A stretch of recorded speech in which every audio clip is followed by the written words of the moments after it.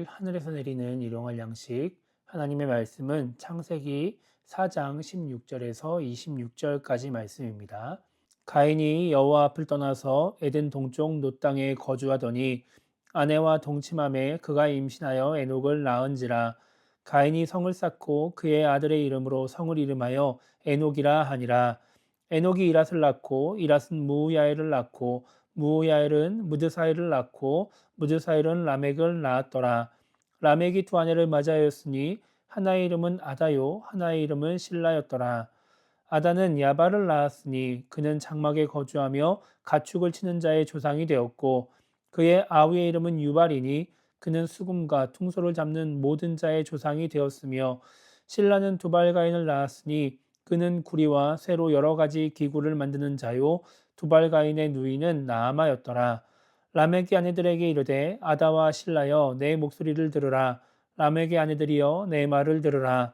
나의 상처로 말미암아 내가 사람을 죽였고 나의 상함으로 말미암아 소년을 죽였도다. 가인을 위하여는 벌이 7배일진데 라멕을 위하여는 벌이 77배이리로다 하였더라. 아담이 다시 자기 아내와 동침함에 그가 아들을 낳아 그의 이름을 셋이라 하였으니 이는 하나님이 내게 가인이 죽인 아벨 대신에 다른 씨를 주셨다 함이며 셋도 아들을 낳고 그의 이름을 에노스라 하였으며 그때의 사람들이 비로소 여호와의 이름을 불렀더라. 아멘. 오늘 우리가 이제 읽은 말씀은 이제 가인의 후손과 또 그 당시 시대 상황을 알 수 있는 말씀입니다. 16절 말씀 보면 가인이 에덴 동쪽 노 땅에 거주하였다라고 말씀하고 있습니다. 그리고 17절에는 그 가인이 에녹을 낳게 되죠. 이 에녹이라고 하는 사람은 창세기 5장에 나오는 에녹과는 좀 다른 사람입니다. 18절 말씀 보면은 이 에녹이 이제 이릿을 낳고 또 이릿이 무야엘을 낳고 또 무야엘이 무드사엘을 낳고 그리고 무드사엘이 라멕을 낳았다. 이제 이렇게 가인의 이제 6대손까지 5대손까지 나오는 것을 우리가 이제 성경을 통해서 보게 됩니다. 그리고 이제 19절부터 라멕에 대한 이야기가 나오게 됩니다.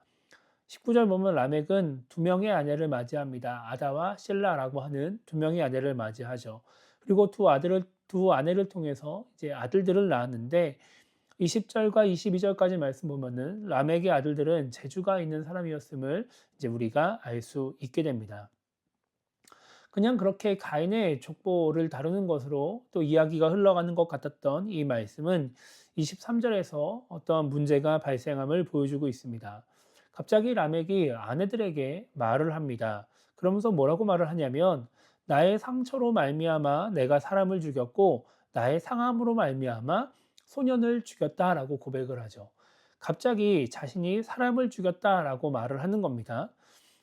이 부분에 대해서 이제 쉬운 번역으로 번역된 성경을 보면은 나는 나에게 상처를 입힌 사람을 죽였다. 나를 상하게 한 젊은이를 죽였다라고 번역하는 것을 보게 됩니다. 그러니까 라멕이 누군가에게 폭력을 당했고 공격을 받았고 그 사람에게 상처를 입었다. 혹은 몸이 상했다라는 것을 우리가 알 수 있게 되죠. 그렇게 라멕은 그 폭력에 대응해서 혹은 보복해서 그 사람을 죽였다라고 말을 합니다. 이것에 대해서 뭐 정당방위다라고 볼 수도 있지만 어쨌든 자신을 상하게 한 사람을 죽였기 때문에 더 큰 행위로 피해를 주었기 때문에 이것을 보복이라고 보기도 하죠. 라멕 자신도 이 행위가 단순하게 그냥 정당하다라고 생각하지 않아서 그랬는지 자신이 가인보다 더 큰 벌을 받아야 한다라고 스스로 고백을 하기도 합니다. 가인으로부터 시작된 그 폭력, 살인이 그 가인의 후손인 라멕 때에도 계속해서 이어지고 있음을 보게 됩니다. 단순히 그냥 라멕이 가인처럼 누군가를 미워해서 사람을 죽인 것이 아니라 누군가가 라멕을 공격하고 또 라멕도 대응하면서 서로 폭력을 가하고 사람을 죽이는 일이 일어났다는 것이죠. 왜 이렇게 폭력과 살인이 멈추지 않고 계속해서 일어나는 것일까요? 25절 말씀 보면은 아담의 이야기가 다시 등장합니다. 그러면서 아담이 이제 셋째 아들 셋을 낳는 것을 성경은 기록을 하고 있죠. 그리고 26절 말씀 보면 셋도 아들을 낳습니다. 바로 에노스라고 하는 아들이었습니다.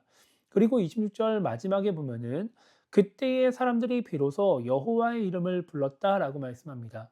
여호와의 이름을 불렀다라고 하는 것은 기도했다라는 것이죠. 그때 하나님을 생각했다는 겁니다.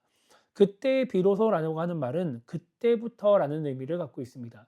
그러니까 아담이 셋을 낳고 셋이 에노스를 낳았을 때 그 에노스가 살고 있을 그 시기에 사람들이 그때부터 하나님께 기도하고 하나님을 생각했다는 것이죠. 이 이야기는 그 전까지는 하나님께 기도하지 않았고 하나님을 생각하지 않았다라고 하는 겁니다. 인간의 그 죄로 인해 죄성이 인간의 몸 안에 있는 상태에서 하나님께 기도하지 않고 하나님을 생각하지 않으면 인간은 죄를 짓게 됩니다. 잘못된 행동을 하게 되는 것이죠. 물론 가인의 족보에는 이 한 5대손까지 그 후손들이 나오고 그리고 셋은 고작 아들 한 명을 낳았던 그 시기에 하나님께 기도했다라고 말씀하고 있기 때문에 이것이 시기적으로 얼마나 정확한지는 알 수 없지만 어떠한 하나님의 의도를 담고 있는 성경의 편집 방식을 생각해 보면 하나님이 그 가인의 후손들, 그 후손들의 시대에 죄를 짓고 있는 폭력을 행사하고 사람을 죽이는 그 잘못된 행동의 원인으로 하나님께 기도하지 않는 것, 하나님을 생각하지 않는 것을 말씀하고 있지 않나 우리가 이렇게 해석을 해볼 수도 있는 것입니다. 가인의 후손들이 하나님께 기도하지 않았고 하나님을 생각하지 않았기 때문에 계속해서 그 시대의 사람들이 하나님께 범죄하고 또 서로 간에 폭력을 행사하며 살인하는 일들을 멈추지 않았다라고 하는 것이죠. 이 시대를 살아가는 우리 또한 살면서 하나님을 잊어버릴 때가 있습니다. 그때가 바로 우리의 위기의 때입니다. 그때 우리는 죄를 짓거나 혹은 잘못된 행동을 하게 되죠. 우리가 하나님 앞에서 죄를 짓지 않기 위해서는 인간적으로 잘못된 행동을 하지 않기 위해서는 하나님을 잊지 않아야 하는 것입니다. 아무리 바쁜 삶을 살고 있어도 하나님을 기억하며 살아야 우리는 올바른 삶을 살 수 있게 되는 것이죠. 어떠한 신앙인이라 할지라도 하나님이 보신다고 생각하면서 잘못된 행동을 하기는 쉽지 않습니다. 하나님이 보신다고 스스로 생각하고 있으면서 하나님 보시라고 죄를 짓는 경우는 극히 드문 일이죠. 하나님을 생각하면서 우리가 잘못된 행동을 하지 않고 죄를 짓지 않는다라고 한다면 우리가 왜 죄를 짓고 잘못된 행동을 할까? 왜 다른 사람을 공격하고 다른 사람에게 피해를 줄까를 생각해 봤을 때 바로 우리가 하나님을 생각하지 않기 때문이 아닌가 한번 우리의 모습을 돌아볼 필요가 있는 것입니다.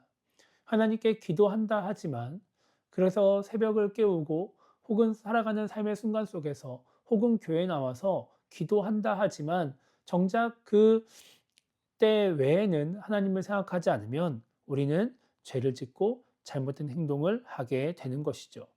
우리가 죄를 짓지 않으려면 라멕처럼 잘못된 행동을 하지 않으려면 우리는 삶 속에서 계속해서 하나님을 생각하고 하나님을 기억하며 하나님께 기도하며 살아가야 하는 것입니다.